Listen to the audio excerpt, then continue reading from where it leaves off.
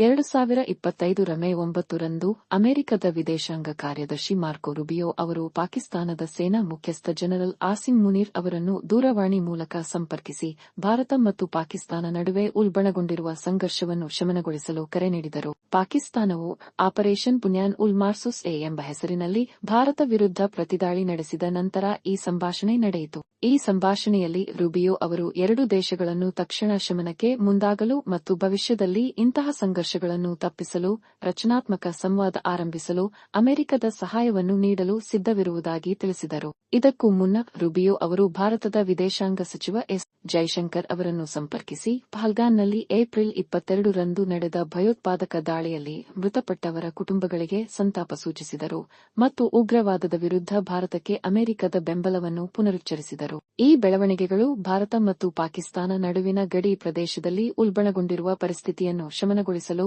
ಅಂತಾರಾಷ್ಟ್ರೀಯ ಸಮುದಾಯದಿಂದ ನಡೆಯುತ್ತಿರುವ ಪ್ರಯತ್ನಗಳ ಭಾಗವಾಗಿದೆ.